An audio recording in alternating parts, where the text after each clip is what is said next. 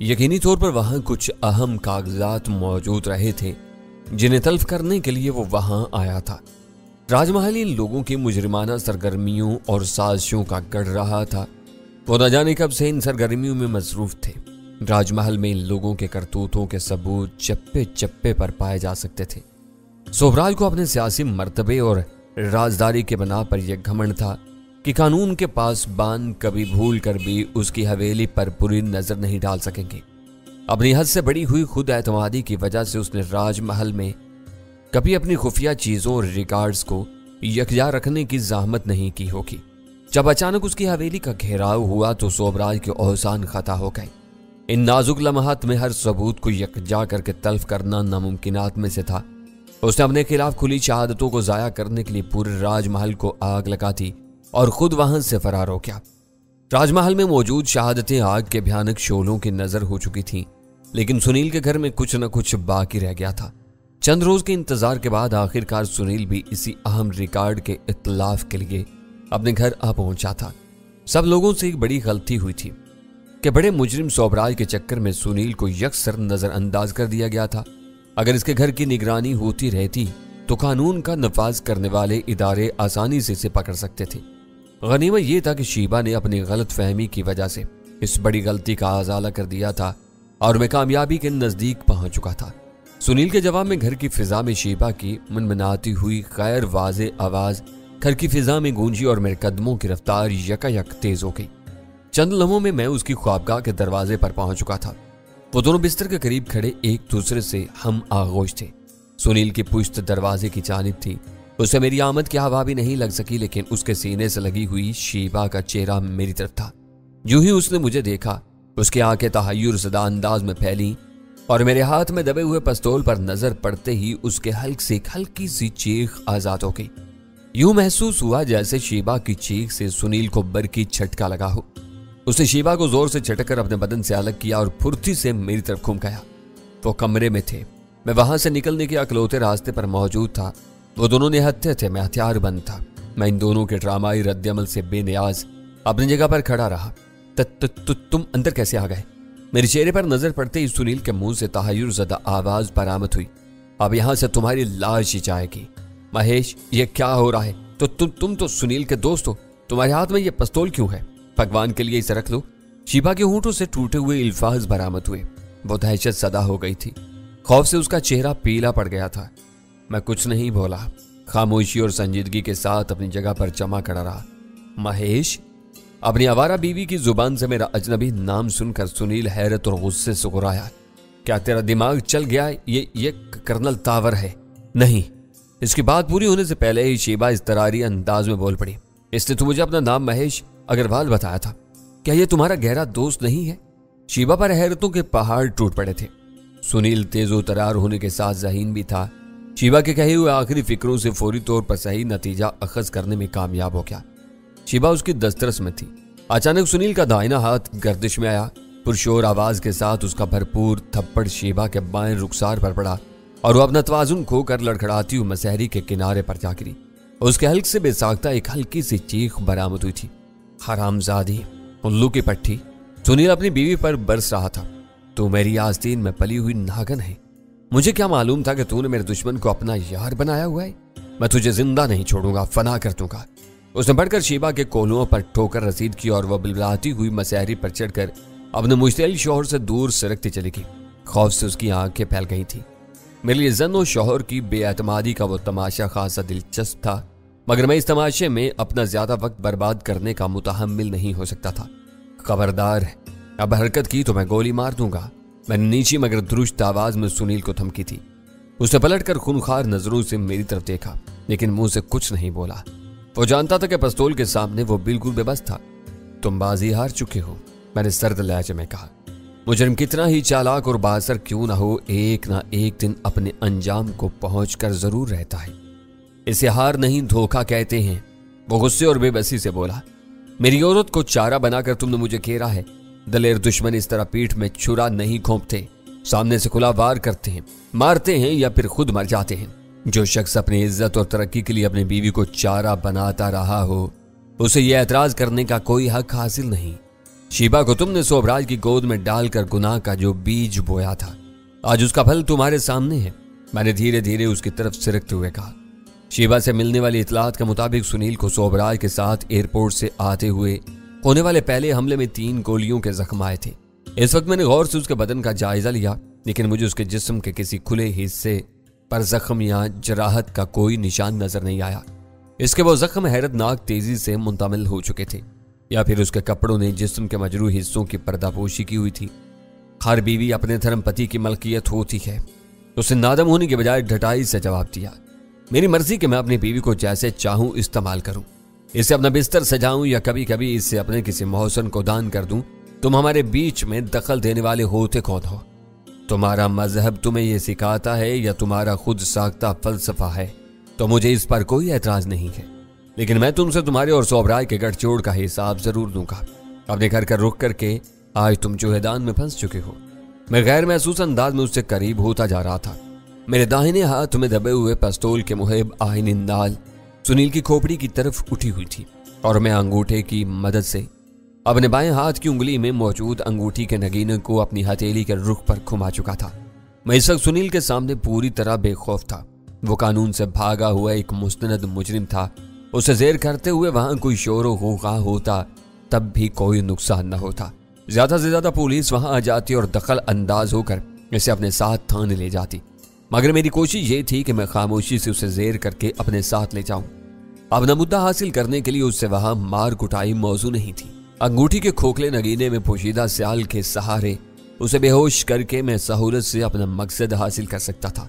गनीमत यह था कि सुनील बातों के जाल में उलझकर मेरी गैर महसूस पेशकदमी से बिल्कुल बेखबर नजर आ रहा था। मैं गया गुजरा नहीं हूं, वो कह रहा था। तो मुझे मार सकते हो लेकिन जिंदा नहीं पकड़ सकते। मैंने कोई जुर्म नहीं किया, हमेशा अपने मालिक के हुक्म की तामील की, जिसके लिए मुझे तनख्वाह मिलती थी। अगर मुझसे कोई गलत काम हुआ भी है तो तुम्हारी स्पेशल टास्क फोर्स को राज साहब से इसका हिसाब लेना चाहिए। मैं बेकसूर हूं। इस दौरान में शीबा मुशहरी के आखिरी गोशे पर सुकड़ी सिमटी खौफजदा नजरों से हम दोनों की तरफ देखे जा रही थी। उसकी हालत से जाहिर हो रहा था कि वो आसाबी तौर पर मफलूज हो चुकी थी और हमारे मुकाबले में कोई मौसर किरदार अदा नहीं कर सकती थी। तो मैं शहर में होने वाली दहशतगर्दी के साथ रा और ब्लैक कैट से राब्तों का हिसाब भी देना होगा। इन जराइम में तुम सोबराज के बराबर के शरीक थे, मैंने कहा। मैं अपने हदफ के करीब पहुंच चुका था। उसने कुछ कहने के लिए अपना मुंह खोला, मगर मैंने उसी लम्हे अपने बाएं हाथ से उसके दाहिने गाल पर एक नपा तुला हल्का सा थप्पड़ रसीद कर दिया। थप्पड़ के दबाव के नतीजे में खोखले नगीने में पोशीदा सुई के जरिए स्याल का इखराज हुआ और वो सुनील के रुखसार से उसके दौरान खून में दाखिल हो गया। सुनील के होंठ खुले के खुले रह गए। खड़े खड़े उसके बदन को एक तेज झटका लगा और वो किसी कटे हुए बेजान शहतीर की तरह फर्शी कालीन पर ढेर हो गया। क्या हुआ? क्या तुमने इसे मार डाला? शीबा दोनों हाथों से अपना सीना थाम कर मसहरी पर सीधी खड़ी होगी। उसकी सरसराती हुई आवाज में खौफ और दहशत के साए लर्जा थे। होश में रहो। मैं शीबा पर आंखें निकाल कर घुराया। ये मरा नहीं, सिर्फ बेहोश हुआ है। नीचे आओ और इसे उठाने में मेरी मदद करो। मैंने ट्रैगर लाग करके पिस्तौल अपनी जेब में डाल लिया था। तुमने मुझे धोखा दिया है। वो मसहरी से उतर कर रो देने वाली आवाज में मनमनाने लगी। तुम महेश अग्रवाल हो और ना सुनील के दोस्त। मैं तुम्हारी चिकनी चुपड़ी बातों में ना आती तो आज मुझे यह बुरा वक्त न देखना पड़ता। पता नहीं अब तुम इसके साथ क्या सलूक करोगे। मेरे लिए वो बेसूद बातें थी। शीबा को इस वाक़े पर अपने दिल की भड़ास निकालने का पूरा हक हासिल था। मैंने इसे कोई जवाब नहीं दिया। इस वक्त मेरी निगाह आखिरी नतीजे पर थी। मेरा ख्याल था कि सुनील को आसानी से जेर करके मैंने सोबराज की कमर तोड़ दी थी। अब तुम इसे कहाँ ले जाओगे?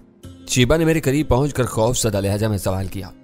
मैं इसे अपने मेहमान खाने में ले जाऊंगा, मैंने उसकी आंखों में आंखें डालकर दुरुस्त लहजा में कहा और यकायक अपने बाएं हाथ से उसकी बरहना गर्दन दबोच ली।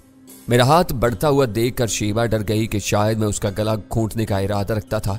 उसका खौफ लम्हा भर से ज्यादा बरकरार नहीं रह सका। अंगूठी के नगीने में मौजूद जहर अपने जिस्म में पहुंचते ही वह हर फिक्र से आजाद होकर कालीन पर अपने शौहर के करीब ठेर हो चुकी थी। इन दोनों पर एक नाकदाना निगाह डालकर मैं इस कमरे से निकल आया। सबसे पहले मैंने किचन का रुख किया। वहां हर तरफ जले हुए कागजों की राख फैली हुई थी। कागजों के इतलाफ के लिए सुनील ने किसी धाती बाल्टी वगैरह की बजाय बराह रास्त चूल्हे का इंतखाब किया था, जिस पर जले हुए कागजों की आखिरी परतदार राख जूं की तू मौजूद थी। वो 4 कमरों पर मुश्तमिल मकान था। उसके एक कमरे की अलमारी और दराजें खुली हुई थी। इनमें रखा हुआ बेशतर सामान फर्श पर बिखरा हुआ था, जिसमें बहुत सी रंगीन तस्वीर भी शामिल थी। साफ नजर आ रहा था कि सुनील ने अपने घर आते ही इस अलमारी और दराजों में छुपाए हुए सारे कागजात की तलाश शुरू की थी और फिर इन्हें यकजा करके किचन के चूल्हे पर गैस के शोलों पर खाकस्तर कर दिया था। राख की कसरत से अंदाजा हो रहा था कि जलाए जाने वाले कागजों की तादाद कम नहीं होगी। इन्हें किसी बाल्टी वगैरह में जलाने की सूरत में यह अंदेशा बाकी रहता कि धुएं की घुटन की वजह से आग बाज कागजों तक ना पहुंच पाती और वो जलने से महफूज रह जाते।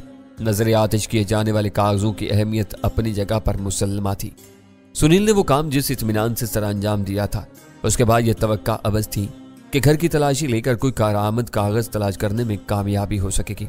पूरे घर का सरसरी जायजा लेने के बाद मैं दोबारा उस ख्वाबगाह में पहुंचा जहां मेरा शिकार अपनी बीवी के साथ बेहोश पड़ा हुआ था। सुनील सेहतमंद आदमी था। मैंने झुककर उसके बदन का वजन अपने हाथों पर तोला, उसकी गर्दन और कमर के नीचे हाथ डाले और फिर एक ही झटके में उसके बेहिस्स हरकत वजूद को अपने कंधे पर लाद लिया। शीबा सोबराज जैसे अयाश तबाह और रंगीन मिजाज आदमी के लिए बेशबहा माली गनीमत हो सकती थी, मेरे लिए बिल्कुल नाकारा बोझ थी। उसे वहीं छोड़कर मैं कमरे से निकल गया। बैरूनी दरवाजे से निकलकर मैं लम्हा भर के लिए रुका। शायद सुल्तान शाह निचले दरवाजे से अंदर घुस कर छुपा हुआ था। इस नमनी कमीनगाह से मेरी टांग देख ली। हो सकता है कि उसे मेरे कंधे पर लदे हुए इंसानी वजूद का कोई हिस्सा भी नजर आ गया हो। वो पंजों के बल बहुत तेजी से सीढ़ियां चढ़ता हुआ ऊपर आ गया। सुल्तान शाह की वो मुस्तैदी और फर्ज शनासी मेरे लिए हमेशा काबिल रश्क रही थी। उसे देखकर मेरा दिल खुश हो गया। वो मेरा बहुत लिहाज करता था।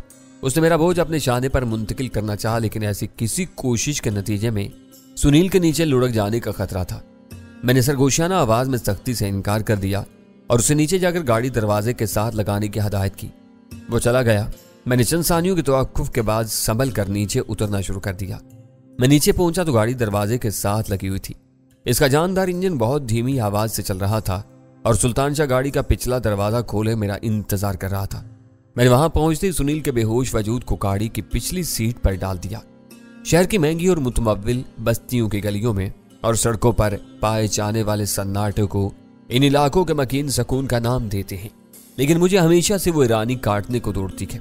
किसी का पता मालूम करना हो तो दूर दूर तक कोई मुतनफ्फिस नजर नहीं आता। घर बराबर में हो तो पड़ोसी फलसफियाना गौर फिक्र के बाद कहीं बहुत दूर भटका देते हैं। किसी को कुछ इल्म नहीं होता कि अड़ोस पड़ोस में कौन रह रहा है, बराबर वाले घर का क्या नंबर है। बाहर नजर आने वाली इक्का दुक्का चौकीदार और घरेलू मुलाजिम इस बारे में मासूम और बेखबर होते हैं, कम इल्म होते हैं और मालिकों के बेचा अताब का निशाना बनकर आए दिन मुलाजमतें बदलते रहते हैं। अपनी दिली ख्वाहिश के बावजूद किसी भटके हुए अजनबी की रहनुमाई करने से कासिर होते हैं। सोल्जर बाजार का वो रहायशी इलाका भी इसी तरह पुरस्कून या वीरान था। दूर दूर तक किसी जी रूह का वजूद नजर नहीं आ रहा था।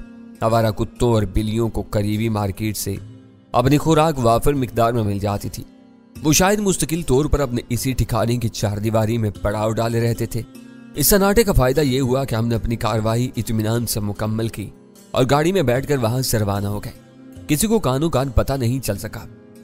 इस इलाके में अगवा की एक वारदात रुन्मा हो चुकी थी। घर से वहां आते हुए गाड़ी मैंने चलाई थी। वापसी में वो जिम्मेदारी सुल्तान शाह ने रजाकाराना तौर पर अपने सर ले ली थी। तुम इसे उठाकर लाए हो, लेकिन अब इसे कहां ले जाना है? सुनील के घर से कुछ दूर खुली सड़क पर निकल आने के बाद सुल्तान शाह ने सकूत तोड़ते हुए सवाल किया। इसे स्टेशन 4 ही रास आ सकेगा, ये आसानी से जुबान नहीं खोलेगा। मैंने मानी खेज लहजा में कहा, वहां पूरी आजादी के साथ इसकी खातिर तवाज़े की जा सकेगी। लंबा चक्कर लगाने की बजाय घर की तरफ से होकर निकलना बेहतर रहेगा। यूनिवर्सिटी रोड के रास्ते से स्टेशन 4 करीब पड़ेगा। जिधर से चाहो चले चलो। पता नहीं अव्वल खान कल से कहां गायब है, पहले मैं उसकी खैर खबर ले लूं। इसे मालूम होना चाहिए कि हम उसके लिए एक मेहमान लेकर आ रहे हैं। सुल्तान शाह को जवाब देकर मैंने अपनी जेब से मोबाइल फोन निकाल लिया। राब्ता होती फोन पर रिकॉर्डिंग चल पड़ी। एक निस्वानी आवाज बता रही थी कि इस वक्त मेरा मतलूबा मोबाइल बंद था। वो गैर मामूली बात थी। अव्वल खान अपने फराइज मनसबी की अहम नोयत की वजह से दिन रात अपना मोबाइल फोन खुला रखता था ताकि अपने आदमियों से हर वक्त राब्ते में रह सके। मैंने यके बाद दीगरे 3 मरतबा कोशिश की और हर बार वही रिकॉर्डिंग सुनाई दी तो मुझे तशवीश होने लगी। मैंने मोबाइल फोन पर तेजी से अव्वल खान के दफ्तर का नंबर मिलाया तो दूसरी तरफ से एक नामानूस आवाज में हेलो का लफ्ज सुनाई दिया। मुझे मान था कि अव्वल खान के दफ्तर से वाबस्ता बेशतर एहलकार फोन पर मेरी आवाज पहचानने लगे थे और किसी रस्मी शनाख्त के बगैर खुलकर मुझसे बात करते थे, लेकिन हेलो कहने वाले की आवाज में कुछ अजीब सी अजनबियत थी जिसने मुझे बेआराम कर दिया था। मैं डैनी बोल रहा हूँ। अव्वल खान कहाँ है? میں نے حفظ متقدم کے طور پر اپنا پیشگی تعارف کراتے ہوئے کہا، وہ موجود نہیں ہے سر۔ بولنے والے کے لہجے کی اجنبیت میں سر منہ فرق نہیں آیا۔ اس کا موبائل فون بند ہے، مجھے اس سے ضروری بات کرنی ہے، وہ اس وقت کہاں مل سکے گا؟ میں نے قدرے جھنجھلائے ہوئے لہجے میں کہا، میں اس بارے میں کچھ نہیں بتا سکتا۔ آواز بالکل سپاٹ تھی۔ ایس ٹی ایف کے کسی رکن کی طرف سے ایسا سرد مہرانہ رویہ میرے لیے صدمے کا باعث تھا۔ وہ میرا نام جان لینے کے باوجود اپنے خول سے باہر نکلنے پر آمادہ نہیں ہوا تھا، جبکہ پچھلی شام تک اسپیشل ٹاسک فورس کا ہر ملازم میرے ایک اشارے پر اپنا سر بکٹوانے کے لیے تیار رہتا تھا۔ وہ غیر معمولی بلکہ انہونی سی بات تھی۔ میرا ذہن چکرا کر رہ گیا، اسی لیے مجھے اندیشہ ہوا کہیں سوبراج کا کوئی داؤ کامیاب نہ ہو کیا ہو۔ اخباری سرخیوں کا عنوان بننے تک وہ بہت اثر و رسوخ کا مالک تھا۔ اس کی ذات سے سیاسی فائدے حاصل کرنے والے شاید اس کا کرہ کردار سامنے آ جانے کے باوجود اپنے دل میں اس کے لیے ہمدردی رکھتے تھے اور پس پردہ رہ کر سوبراج کی مدد کے لیے ہاتھ پیر مار رہے تھے۔ غالب امکان یہ تھا کہ سوبراج کی شکایت پر اول خان کو فوری طور پر معزول یا معطل کر دیا گیا ہو۔ کافی دنوں پہلے امریکی دباؤ پر اسے کراچی سے بھیجا جا چکا تھا۔ اس کے دفتری فون پر موجود شخص کے سرد انداز سے ظاہر ہو رہا تھا کہ اسے ڈینی اور اول خان سے کوئی سرکار نہیں رہا تھا۔ میرا خیال ہے کہ تم مجھ سے ناواقف ہو، میں نے آخری کوشش کے طور پر مجرور لہجے میں اس سے شکوہ کیا۔ میرا نام؟ سر آپ کا نام میرے لیے نیا نہیں ہے، میں نے آپ کے بارے میں بہت کچھ سنا ہوا ہے۔ اس بار اس کا لہجہ احترام امیز ہو گیا تھا، جس کے نتیجے میں میرا اندرونی ابال کسی حد تک ٹھنڈا ہو گیا۔ مگر میں مجبور ہوں، آپ کے نام سے کوئی بھی فون کر سکتا ہے، شناختی کوڈ کے بغیر میں آپ کو کچھ بتانے کا مجاز نہیں ہوں۔ اس نے اپنی بات پوری کر لی۔ Delta 3 delta 07۔ میں نے لمحے بھر کے توقف کے بعد وہ کوڈ تھرایا جو اول خان نے ایسے کسی آڑے وقت کے لیے مجھے بتایا ہوا تھا۔ دوسری طرف سے فوری طور پر کوئی جواب نہیں آیا۔ لائن پر سکوت چھایا رہا۔ کسی بھی شخص کے لیے یہ ممکن نہیں تھا کہ وہ ایک وقت میں بہت سے پاسورڈ یاد رکھ سکے۔ وہ یقینی طور پر اپنی کوڈ بک میں میرا نام تلاش کر رہا تھا۔ چند ثانیوں کے بوجھل سکوت کے بعد میرے کانوں میں اس کی معزز خانہ آواز آئی، کل شام سے باز کراچی آئے ہوئے ہیں، اول خان انہی کے ساتھ مصروف ہیں، اسی وجہ سے ان کا موبائل فون بند ہے۔ اسپیشل ٹاسک فورس کے سربراہ کی کراچی آمد کی خبر سن کر میں چونک پڑا اور بے اختیار میرے ذہن میں گیری کی وہ دھمکیاں ابھر آئیں جو اس نے ایس ٹی ایف کے خاتمے کے بارے میں دی تھی۔ باز کراچی کیوں آئے ہیں؟ میں اپنے اس بے ساختہ سوال کو روکنے میں کامیاب نہیں ہو سکا۔ مجھے نہیں معلوم۔ اس بار اس کی آواز سے بے چارگی مترشح تھی۔ وہ جو کوئی بھی تھا، نچلے درجے کا آدمی تھا، اسے یہ علم نہیں ہو سکتا تھا کہ اس کی فورس کا سربراہ کراچی میں کس مشن پر آیا تھا۔ اس وقت ایک بہت اہم قیدی میری تحویل میں ہے، میں نے اسے بتایا۔ میں اسے لے کر سیدھا اسٹیشن 4 پہنچ رہا ہوں، وہ وہیں زیر تفتیش رہے گا۔ اسے میری قطع کلامی نہیں کی، تاہم مجھ سے میری پوری بات سنی پھر کہا، سوری سر، اس وقت کسی قیدی کو قبول نہیں کیا جا سکتا، مگر یہ بہت اہم اور ضروری ہے۔ وہ سوبراج کا دست راست ہے۔ میں نے ایک ایک لفظ پر زور دے کر اصرار کیا۔ اسٹیشن 4 پر باہر کے آدمیوں کی آمد و رفت کل شام سے معطل ہے، سارے آپریشن روک دیے گئے ہیں، فیلڈز سے سارا سٹاف واپس بلا لیا گیا ہے۔ اگلی ہدایت ملنے تک یہ صورتحال اسی طرح برقرار رہے گی، میں کچھ نہیں کر سکتا۔ وہ بہت بری اور خطرناک خبر تھی۔ اسپیشل ٹاسک فورس کا یوں اچانک مفلوج ہو جانا میرے لیے بہت زیادہ تشویشناک تھا۔ اس اطلاع سے یہ پتہ چل گیا تھا کہ اول خان پچھلی شام سے بلا وجہ غائب نہیں تھا، وہ اپنے سنگین مسائل میں الجھا ہوا تھا۔ مجھے تمہاری پوزیشن کا اندازہ ہے، میں نے لمحہ بھر سوچنے کے بعد کہا۔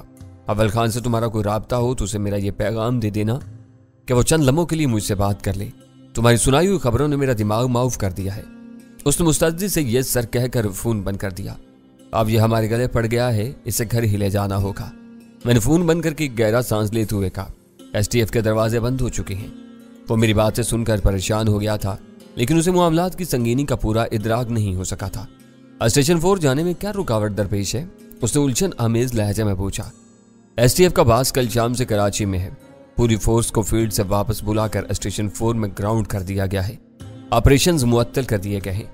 ادھر کا رخ کیا تو ہمیں اندر داخلے کی اجازت نہیں ملے گی، یہ تو اسپیشل ٹاسک فورس کا بستر بوریا گول ہونے کی علامات ہیں۔ وہ پرتشویش آواز میں بڑبڑایا، ایسا ہوا تو بہت برا ہوگا، مایوسی کفر ہے۔ میں نے اسے حوصلہ دینے کی کوشش کی، میں قبل از وقت نتائج اخذ کرنے کا قائل نہیں ہوں۔ اب یہ دیکھنا ہوگا کہ یہ قدم ملک کے اقتدار اعلیٰ کے حکم پر اٹھایا گیا ہے یا ایس ٹی ایف کے باس نے اپنے طور پر کوئی فوری فیصلہ کیا ہے۔ سبب کوئی بھی ہو، آثار اچھے نہیں ہیں۔ معلوم ہوتا ہے کہ گیری کی ایک ہی دھمکی نے ان کو بری طرح اکھاڑ کر رکھ دیا ہے۔ میری دلی آرزو ہے کہ یہ تعطل عارضی ثابت ہو۔ تم اسے اٹھا تو لائے ہو، لیکن یہ نہیں بتایا کہ یہ کون ہے۔ سلطان شاہ نے شکایت کی۔ سوبراج کی تصویریں ملک بھر کے اخباروں میں چھپی ہیں، کیا یہ تمہیں اس سے مختلف نظر نہیں آیا؟ میں نے رکائی سے پوچھا۔ اس کا چہرہ تمہاری پشت پر تھا، اندھیرے میں مجھے کیا نظر آتا؟ یہ سنیل ہے، کاغذات تلف کرنے کے لیے اپنے گھر آیا تھا اور دھر لیا گیا ہے۔ پورے کچن میں جلے ہوئے کاغذوں کی راکھ بکھری ہوئی ہے۔ اور اس کی بیوی کہاں ہے؟ سلطان شاہ نے بے ساختہ سوال کیا۔